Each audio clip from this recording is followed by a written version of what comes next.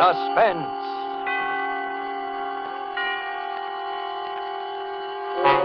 Tonight, To Find Help, starring Frank Sinatra and Agnes Moorehead.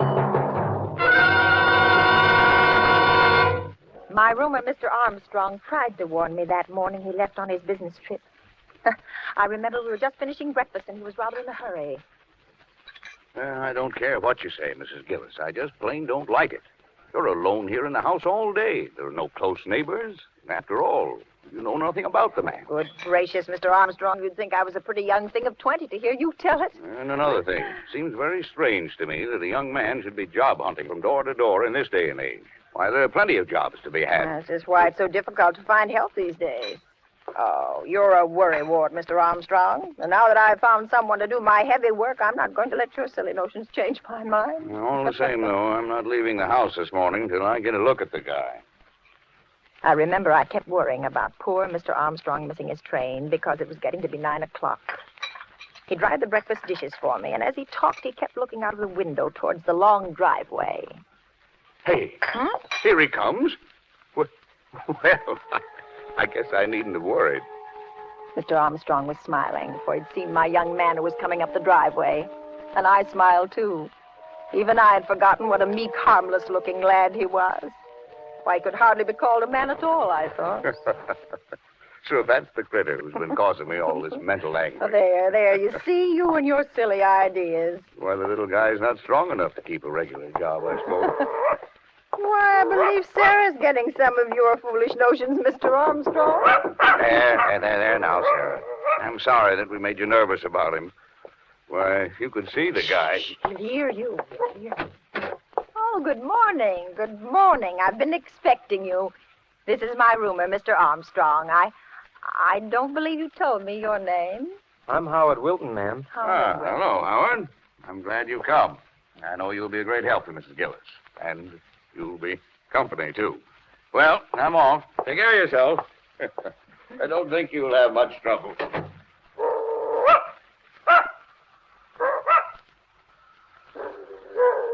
I don't believe your dog likes me, Mrs. Gillis. Oh, yes, of course she does. But she's just getting a little old and peevy. Oh. Come along now, Howard, and I'll show you where to hang your coat. Yes. Oh, yes. I always hang my coat up. He followed me into the closet storeroom at the back of the house. Then I handed him a clothes hanger and a rough, heavy apron, which I kept for cleaning help. Is this apron clean, Mrs. Gillis? Why, of course it's clean. No one's worn it since it was laundered last. But there are spots on it. See? Spots? Oh, here, let me look at it. Oh, but that's paint. No dirt and dried paint. If you don't mind, I'd rather not wear it. Well, what do you wear then? You didn't bring out the clothes, did you? I'm a neat worker, Mrs. Gillis. You needn't worry about my clothes. No. I turned, and the light hitting his face from the small window made him look so different. I was startled for a moment, and then I thought, why, you're a silly old woman, Mrs. Gillis. And then I smiled. Are you laughing at me, Mrs. Gillis? Oh, why, no. I was laughing at myself. Come along. Let's get started now.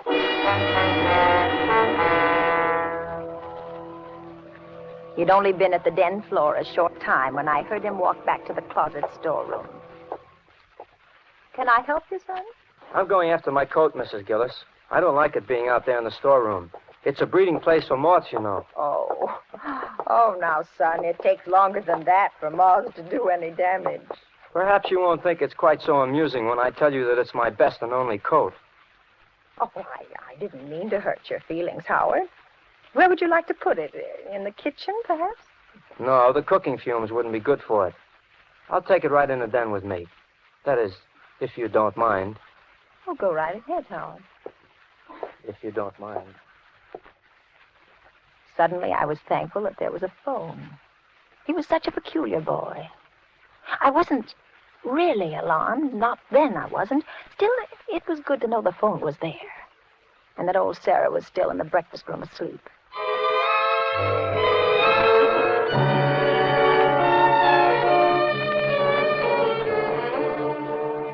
I went on about my own work that morning, but several times I went into the den to have a look at him. He wasn't doing much, I could see that. He seemed to keep polishing one small square in the corner of the room. Is there anything you need, Howard? Howard? Howard? I won't be spied upon, Mrs. Gillis. I won't put up with that. Well, see here, lad, I think we must have gotten off on the wrong foot. I'm not spying on you. Then why do you keep popping in like this? Why, Would you like me to go faster? Would you like me to spill out my life's blood for you here on the floor? Is that what you're after?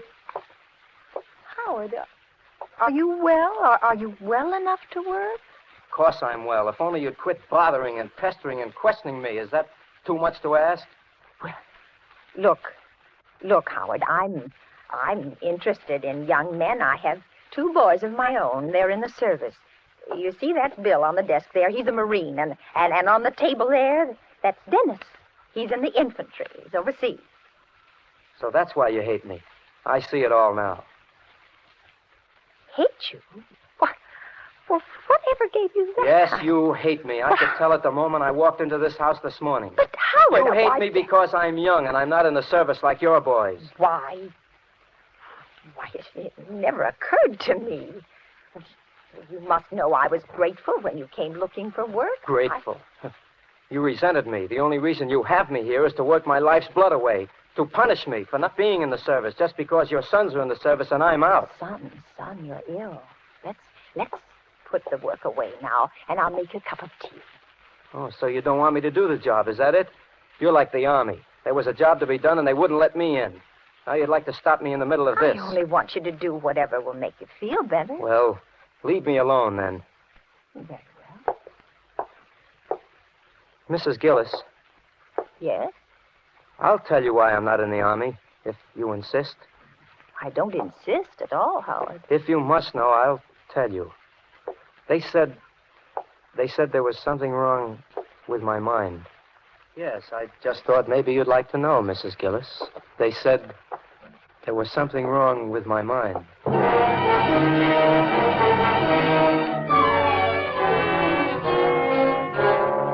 The first thing that I thought of when I reached the hallway was the phone, but it was in the den with Howard. I ran quickly to the back door, but it was locked and the key wasn't in its usual place. The front door, it was locked too. And I heard a crash. It came from the den. I rushed in to find Howard peacefully polishing away at the same spot. He hadn't moved an inch. He didn't look up at me. Then I saw the phone which had fallen to the floor beside him. But it hadn't just fallen. The wires had been torn out of the wall. The phone, Mrs. Gillis, it fell. But the wires... I suppose you think I ruined your phone. The wires? That happened when it fell to the floor. It couldn't have. That happened when it fell to the floor. But it couldn't have. I don't suppose you'll be able to use it anymore, Mrs. Gillis. Not for a while, anyway. No, I don't suppose I will. Sarah! Here, Sarah! Here, Sarah! Mrs. Gillis, Yes? you looking for your dog? Yes, I haven't seen her all morning. She was in the breakfast room. Well, she's not there any longer. Yes, I know. Where is she, Howard? Where is she? Yes, where is she? She's gone.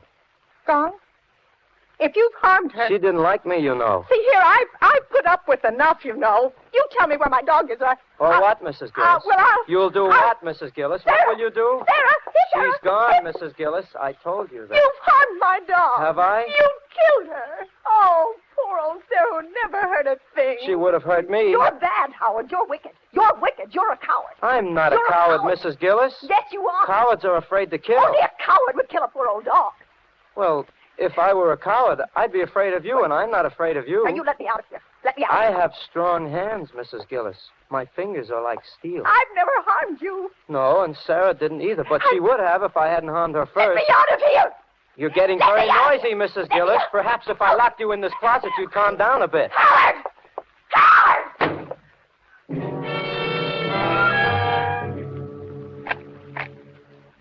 And then I heard the key turn in the lock. For a moment, I had the feeling of unreality. What? Was this really happening? But I found out soon enough it wasn't a dream. For the dim light from the little square window picked out a limp, lifeless object in the corner among the dusty mops. I knew without looking further what it was. Poor Sarah. Sarah, who never harmed a soul.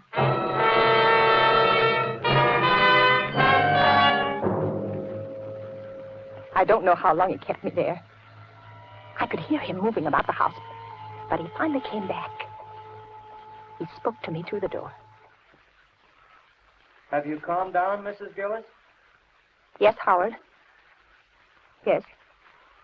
Let me out. Why? Well, because it's warm in here. Because I want to get out. You were looking for your dog, weren't you? Well, never mind about that, Howard. Just let me out. You know, Mrs. Gillis, if I kept you in there, you wouldn't be able to spy on me ever again. I won't spy on you, Howard. Please let me out. Do you know what I've been doing, Mrs. Gillis? No. I've been doing your den floors, just like you asked me to. And that's fine, Howard.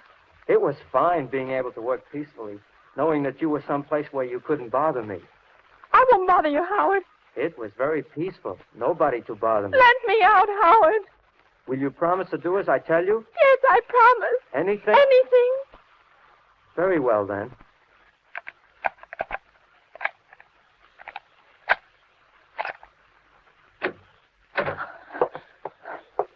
Now, no tricks. No. Feel my hands, Mrs. Gillis. He held them out before him. They were thin, weird-looking hands. Then he turned them over slowly, and he looked down at them. Are they nice hands, Mrs. Gillis? Yes. Yes, they're nice hands. But you haven't felt them. I knew better than to argue, and I forced myself to take hold of one of them.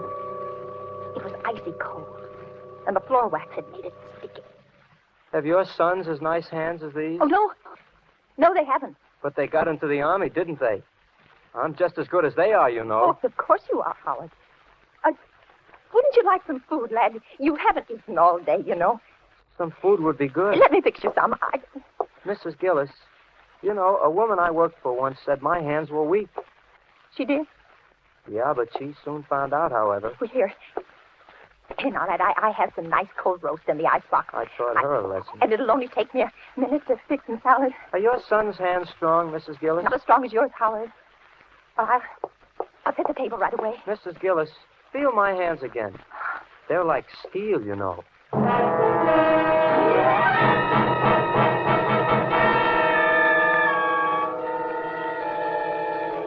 I finally managed to get some lunch on the table, and Howard sat beside me. He didn't say much, and he ate very little. I tried to appear casual, to engage him in a conversation, just anything. Do you work often, Howard? Not often. Well, do you have trouble finding jobs? Well, people are anxious to find help these days, weren't you? Yes, to find help. Mrs. Gillis, they're looking for me. Who, Howard? Well, I don't know exactly. The people I worked for last, I guess. Well, was that here, in this town? Oh, no. It was in another town. Everyone was looking for me, so I went away. It was horrible to be spied upon, Mrs. Gillis. Do you know what it is to be spied upon? No. No, I don't. Would you like to know? No, I wouldn't, Howard. I think I'll spy on you for the rest of the day so that you'll know how it feels. No, Howard, whatever it is you want, just take it and go away. There's nothing I want, Mrs. Gillis. I only want to stay here with you. I can't stand it, Howard. I can't. I am an old woman. Now, please go away and leave me alone. I'm not going away, Mrs. Gillis. There's still a job to be done. I'll go away after I've done everything that's to be done. Howard, I have some money here in my pocket. I got it upstairs for you. It's a great deal, and I'll give it to you. I don't want your money, Mrs. Well, Gillis. then go away. Oh, that would be foolish. Then you'd tell on me. No, I wouldn't. I wouldn't really, Howard. Go away, and I'll never tell us so that you've been here. I won't tell us. I don't believe you, Mrs. Gillis, and I don't trust you. There's only one way of being certain that you won't tell, and that... My heart jumped. For when I looked out the window, I saw that it was the milkman. Howard moved quickly to the window with me. Tell him to go away. I can't. I've ordered some extra things. And go into the storeroom until he goes. I can't, Howard. He knows I'm here, and he'll expect me to pay him. You promised to do as I told you. Now, will you tell him to go away? Howard, Howard, if I tell him to go, he'll think something's wrong, and then you'll get caught for sure. You'll get... All right, Mrs. Gillis. Take whatever you've ordered, but if you pull any tricks, you'll be sorry. He opened the cabinet drawer, and I saw him take a knife out. Without another word, he stepped back between the stove and the wall, but he was still within easy reach of me. Oh, my hands were shaking.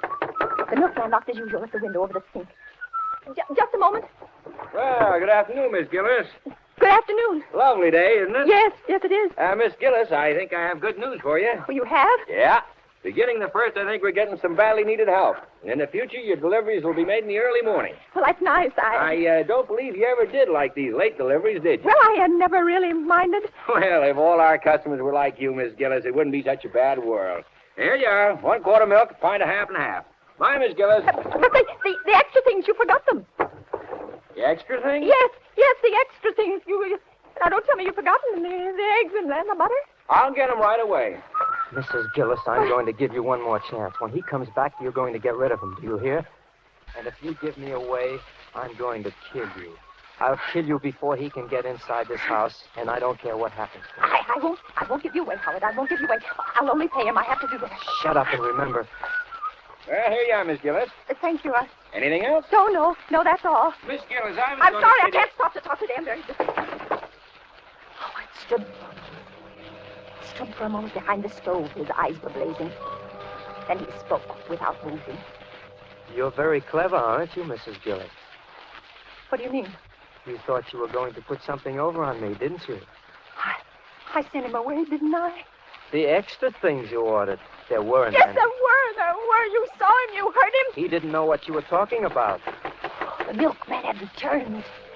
Oh, he stood outside the window. Howard looked at me, and I saw his knuckles go quiet as he clutched his knife. This is your last chance. Get rid of him. Yes, I will. I will, Howard, I will. Sorry to bother you again, Miss Gillis, but you forgot the points on the butter. Oh, yes. Yes, the ration point. Here you are. Sorry I had to bother you, Miss Gillis, but you see, I have to account Yes, I'm for... busy. Can't you see I'm busy? Tell me when he's gone, Mrs. Gillis. I stood by the window and watched. He got into his truck, and then he drove off.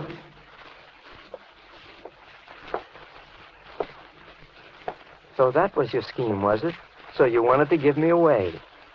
He's gone now, Howard. You thought he'd save you, didn't you? No, I sent him away like you asked me. Do you know what would have happened to I me? sent him away. Do you? They would have taken me away. Howard, leave me alone. I'm going to punish you. No, Howard, I've been punished. No, you haven't. Standing very close now, and I knew he still held a knife. And suddenly, everything was black, and I slipped to the floor.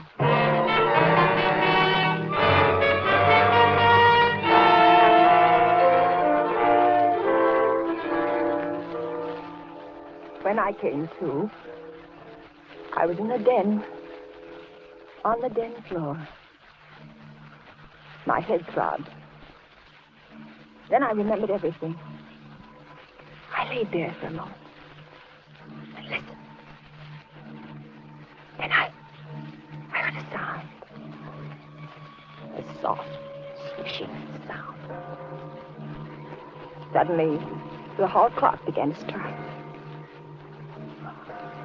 Why, it was 5. I'd been unconscious for longer than I'd thought. I sat up. The room had already turned dark in the late afternoon light. But I could see him now. He stood in the middle of the room. He was pushing my heavy floor polisher back and forth. Back.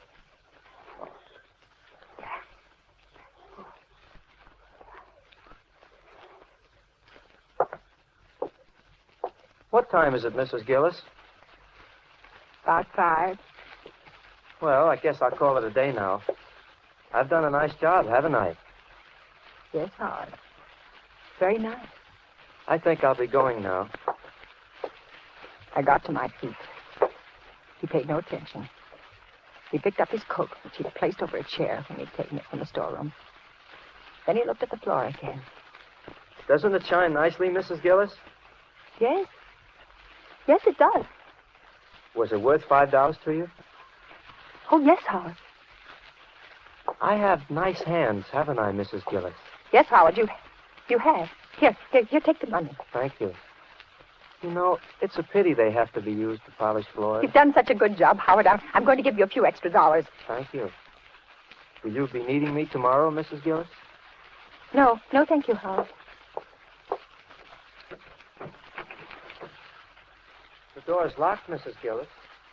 Yes, Howard. Do you have the key? Yes, I do. I just remembered. A lot of things. Mrs. Gillis, there's someone at the door. Yes, Howard. Will you open it? Oh, should I? Yes, Howard, you have the key. I have? This it, Mrs. Gillis? Yes. Yes, it is. Open the door. Open the door, Howard. Open it. All right, Mrs. Gillis. Hello. I'm Mr. Stevens of the phone company. Your phone's been reported out all day. I'm sorry we couldn't get around any sooner, but we're really swamped. Mrs. Gillis, is your phone out of order? No, there must be some mistake. Well, now, that's strange. We've had several reports. Maybe I better run back and check my books in the truck. Just a moment, Mr. Stevens. Could you do me a favor? Well, certainly. This boy... Mrs. Gillis. This boy, he's worked here all day. He's done a good job, but I don't think he's well. I'm all right, Mrs. Gillis. Oh, but you're tired, aren't you? Aren't you tired, Howard? Doesn't your head ache? Yes, I am tired. And my head does ache. Well, maybe Mr. Stevens will be kind enough to drive you to the car line. Sure, I'll be glad to, Mrs. Gillis, but I can't wait long. Well, right away, and I'll go along, too. I have some marketing to do. And, Mr. Stevens, as long as you're here, would you mind checking the phone just to make sure? Of course. I'll show you where it is. Can I show him, Mrs. Gillis? No, Howard, you wait here. We'll be right back. I moved quickly towards the den. Mr. Stevens followed me. Once inside, I closed the door behind us. He spotted the wrist wires at once. Say, this Boy, that man is dangerous. Drive us to the police station as fast as you can. Where is... Howard! Howard! We've got to find him. We can't let him get away. We'll take the truck. Come on.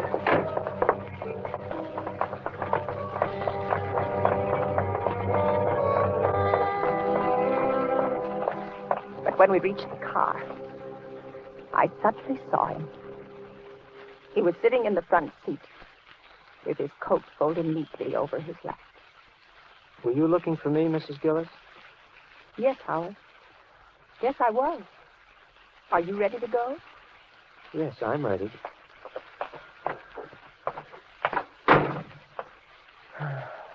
It's very kind of you to do this for me. I'm very tired. I can't seem to remember things. Well, don't try to, Howard. Well, we all ready? All ready, Mr. Stevens. All ready, Mr. Stevens.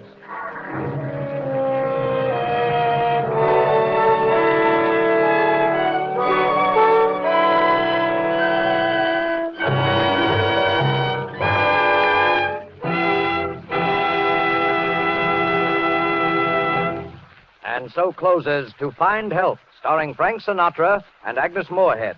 Tonight's study in Suspense. Suspense is produced, edited, and directed by William Spear.